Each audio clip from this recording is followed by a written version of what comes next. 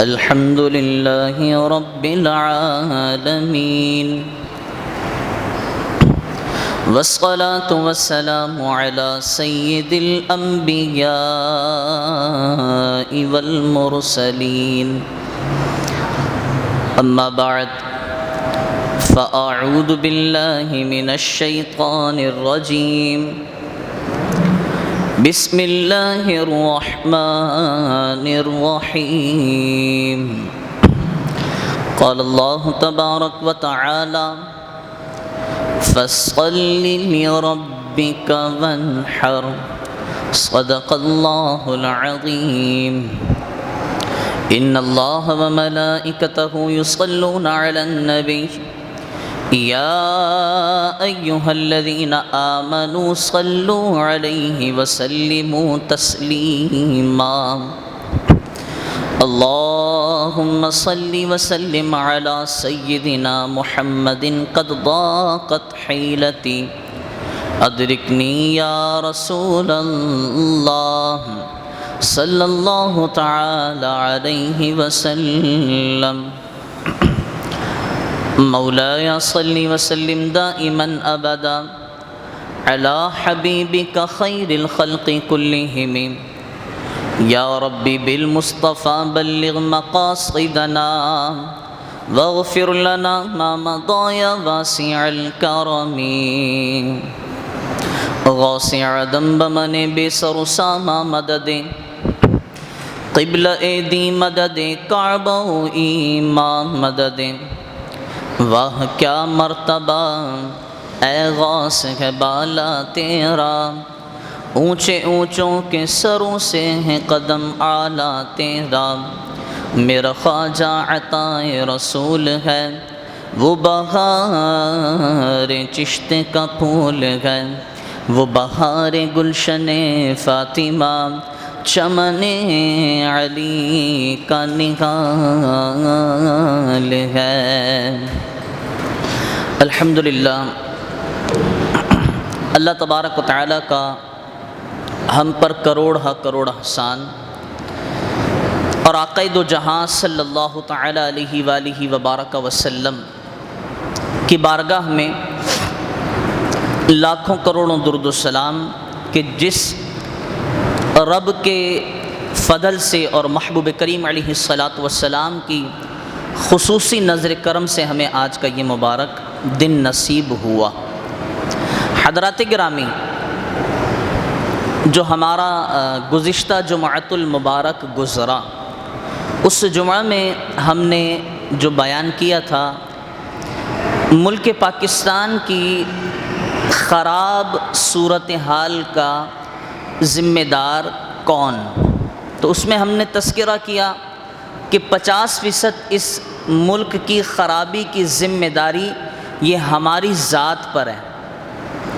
ہم اچھے ہوتے تو ملک اچھا ہوتا، یہ تذکرہ تھا 50% کا۔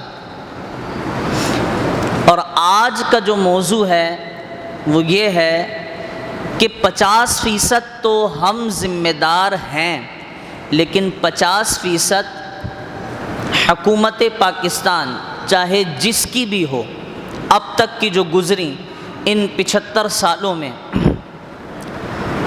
50% ذمہ دار ملک پاکستان کی خراب صورتحال کی وہ۔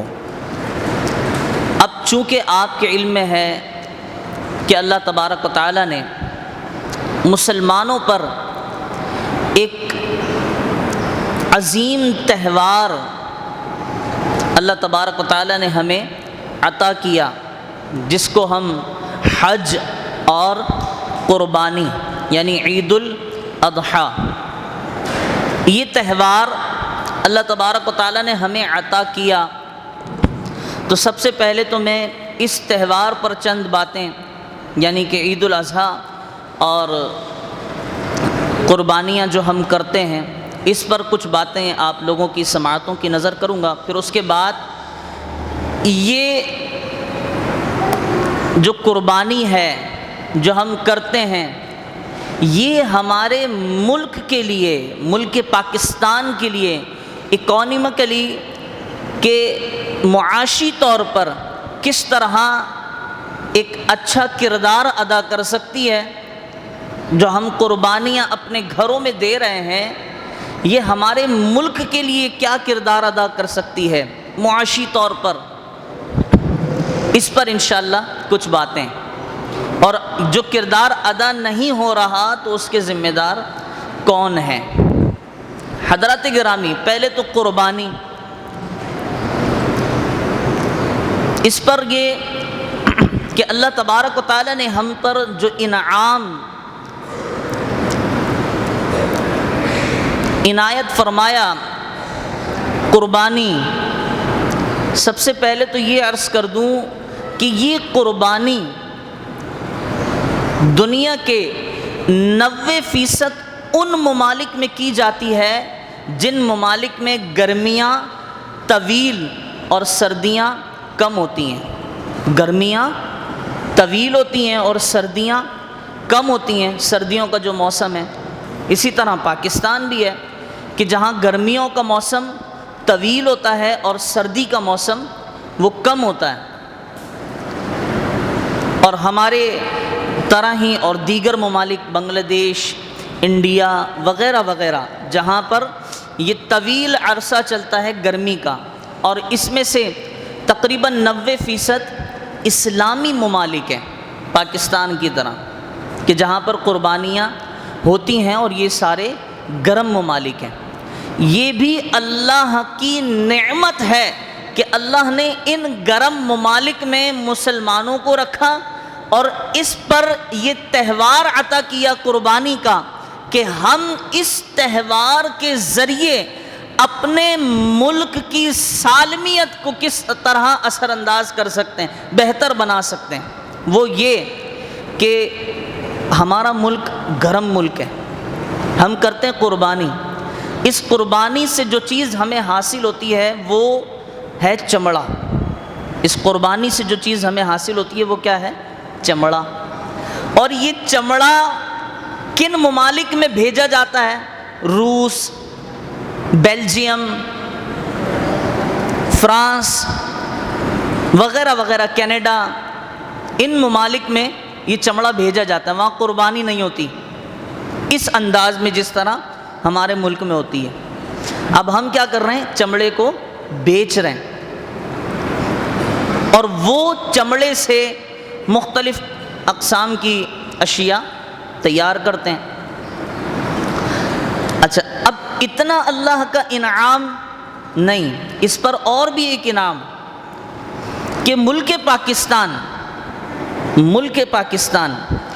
دنیا کے سینکڑوں ممالک ہیں، سینکڑوں ممالک میں سے دنیا کے 8ویں نمبر پر، دنیا میں 8ویں نمبر پر ملک پاکستان اپنی حیثیت رکھتا ہے یہ قربانی کے جانوروں کی پیداوار میں، جس میں بھیڑ، بکرے، بکریاں، گائے، اونٹ، بیل وغیرہ قربانی کے جانوروں میں 8ویں نمبر پر ہے پیداوار میں، کہ ہم دنیا کو یہ چیز فراہم کر سکتے ہیں. لیکن اس پر افسوس یہ کہ اس چمڑے سے جو کاروبار کیا جا سکتا ہے اس پر پاکستان 25 ممالک کی فہرست میں بھی نہیں آتا. جو 25 ممالک ہیں ان فہرست میں بھی پاکستان شمار نہیں کیا جاتا. اب قربانی تو ہم کر رہے ہیں، عید قربان ہے، عید الاضحیٰ ہے، اس پر ہمارے یہاں ملک پاکستان میں لاکھوں یا شاید لاکھوں سے بھی زیادہ جانور ذبح کیے جاتے ہیں، اور یہ سارا چمڑا یہ دوسرے ممالک میں بھیجا جاتا ہے. اس چمڑے کو کیا کہا جاتا ہے؟ رو میٹیریل، یعنی خام مال. کیا ہے؟ خام مال. اس سے مختلف قسم کی اشیاء تیار کر کے وہ ممالک واپس ہمیں بیچتے ہیں یا اپنے ملک میں استعمال کرتے ہیں یا دوسرے ممالک میں بیچتے ہیں. تو اصل فائدہ جو قربانی کے جانوروں کی کھالوں سے ہمارے ملک کو ہونا چاہیے، وہ فائدہ کون اٹھا رہا ہے کہ جس کو نہ اللہ کا پتہ ہے نہ اللہ کی رضا کا پتہ ہے. ہم قربانی کس لیے کرتے ہیں؟ بھائی 2-2 لاکھ کے جانور، 6-6 8-8 لاکھ کے جانور خرید کے لا رہے ہیں اور دل سکڑ بھی نہیں رہا کہ یار میرا اتنا لاکھوں کا پیسہ جا رہا ہے، دل میں کسی بھی قسم کی مایوسی نہیں ہو رہی کہ یار میرا 50,000 چلا گیا یا 70,000 چلا گیا یا 80,000 چلا گیا، میں کیا کروں گا؟ دل میں کسی قسم کی مایوسی نہیں پیدا ہو رہی، بس دل میں ایک ہی خیال ہے کہ یار ہم قربانی کر رہے ہیں، اس سے ہمارا رب راضی ہوگا، یا ہم قربانی کر رہے ہیں اس سے اللہ اس کے رسول راضی ہو جائیں گے۔ اور وہ جو نہ قربانی کر رہے ہیں، وہ لوگ جو نہ قربانی کر رہے ہیں، نہ انہیں اللہ کا علم ہے، وہ تو انکاری ہیں، منکر ہیں، وہ اللہ کو مانتے نہیں ہیں، اور پھر اللہ کو جب نہیں مانتے تو انہیں کیا فکر کہ اللہ کو راضی کرنا ہے نہیں کرنا، وہ ہمارے اس عمل سے ہم سے زیادہ پیسہ کما رہے ہیں۔ تو اب اس کا ذمہ دار کون؟ اس کا ذمہ دار کون؟ اس کی ذمہ داری حکومت پاکستان، چاہے وہ جس کی بھی ہو ان 75 سالوں میں اب تک، اس کی ذمہ داری حکومت پاکستان پر کہ ہم اللہ کی رضا کے لیے کوئی کام کر رہے ہیں تو اس کا فائدہ، اخروی فائدہ تو ہمیں ذاتی طور پر ضرور ملتا ہے کہ ہم قربانی کر رہے ہیں، اس کا ثواب ہے، وہ اللہ ہمیں عطا کر رہا ہے اخروی طور پر، لیکن دنیاوی اللہ نے کیا فرمایا؟ ربنا آتنا فی الدنیا حسنہ، کہ اللہ سے دعا کرو اپنی دنیا کی بہتری کے لیے۔ جب دنیا کی بہتری کے لیے دعا کرنی ہے تو اس سے مراد یہ کہ اب کوشش بھی کرنی ہے، اور وہ کوشش کیا ہے؟ وہ کوشش یہ ہے کہ ہم میں سے ہر ایک بندہ، ہم سب کی ذمہ داری ہے کہ ہم ان لوگوں کو باور کرائیں کہ جناب جو ہماری قربانی ہے نا، ہماری قربانی سے فائدہ اٹھانے والے لوگ ہم ہی ہونے چاہیے، لیکن آج المیہ یہ ہے کہ ہماری قربانی، اور قربانی بھی اللہ کی رضا کے لیے دی جا رہی ہے، اللہ کی راہ میں دی جا رہی ہے، اور اس قربانی سے فائدہ اگر کوئی اٹھاتا ہے تو وہ کون ہے؟ بیلجیم کی حکومت، کینیڈا کی حکومت، ڈنمارک کی حکومت، فرانس کی حکومت، وہ ہماری قربانیوں سے فائدہ اٹھا رہے ہیں۔